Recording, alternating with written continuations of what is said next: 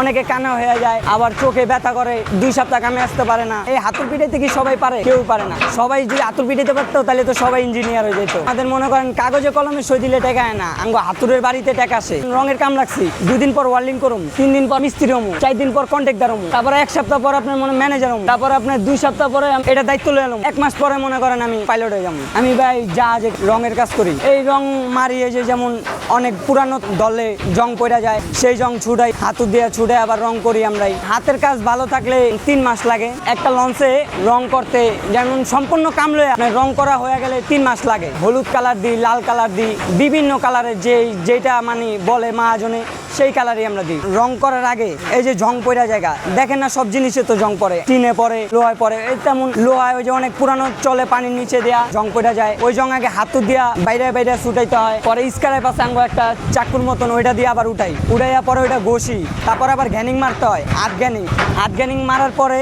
তারপর আপনার এটা পুষতে হয়, পুষার পরে পুডিং মারতে হয়, মারার পরে আবার রং মারতে হয়। রং মারলে শুকাইলে ওইটার উপরে আবার রং মারতে হয়, পুরো কমপ্লিট হয়ে যায়। 2-3 মাস লাগে। রঙের কাজে সবচেয়ে কষ্টের হইলো যে হাতুড় পিটায়া জং যে উড়াই, ওই যে জংটা লাগে হনে মানে অনেক যেটি নরম সেটা আস্তে মালে উড়ে, আবার অনেকটা শক্ত আছে ওটা জোরে বাড়ি দিয়ে উড়াইতে হয়। আমি 1-1.5 বছর ধরে যাবত এই রঙের কাজ করতেছি এই জাহাজে। ছোটবেলাতে ইচ্ছা আছে, মানে বিমান ভালোবাসতাম আর জাহাজ। লেখাপড়া এতটা পারতাম না, দেওয়ালে এটা ওইটা আর্টিস্ট করতাম, প্লেন আর্টিস্ট করতাম, আবার জাহাজ আর্টিস্ট করতাম যে আমি একদিন জাহাজের পাইলট হবো। রং করতে গেলে যে প্রথমে যে জংটা চুড়াই, প্রত্যেকটা বাড়িতে এতটুকু করে ছোট ছোট বাবরি আহে, চোখে লাগে, নাকে লাগে, চোখের ভিতরেও ঢুকে যায় মাঝে মধ্যে। কষ্ট কইরাই মিষ্টি, কষ্টের ফল মিষ্টি হয়। মানে অনেক সমস্যা হয়। কয়দিন আগে 2 সপ্তাহ আগে আঙ্গো একটা বসের মাথা ফাইটা গেছে লঞ্চেতে পয়রা। উনি ওই যে হাতুড় পিটাইতে গেছিল সাইডে, হাতুড় পিটাইতে যায় পয়রা গেছে গা। আবার বাড়ি দিতে গেলে চোখে পড়ে, চোখের দিকে আমরা যেমনি হাতুড়টা পিটাই, এটা পিটাইতে একটা মাপ আছে, ওই মাপ মতো না বাইরে হুদয় বাইরে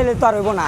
বাংলাদেশে অনেকে মনে করেন খাতা কলম সই দিলেই টাকা পাওয়া যায়, আর আমরা তো আর খাতা কলমে সই দিই না, আমরা মনে করেন একটা আতুর বাড়ি দিই টাকা পাওয়া যায়। এই রং তো দেখেন সাধারণ যে রং দেখা যায়, এই রঙের ভিতরে যে কত খাটনি লাগে করতে, এই রঙের ভিতরে কত কিছু দিতে হয়, রং তো চাইলেই করা যায় না। আপনারা দেখেন দূরেতে যা যেতেছে রং করা, রংটা তো করছে যে হ্যাঁ তো বুঝে রঙের মর্মতা। আপনারা এই যে সাধারণ দেখেন যে রং দেখা যায় অনেক সুন্দর ডিজাইন লাগে, এই রঙের ভিতরে যে হাতুরা যারা পিটায় তাদের যে কতটুকু মাথার গাম বাইরে চড়ে এটা তো আর আপনারা দেখেন, আপনারা শুধু রংটাই দেখেন।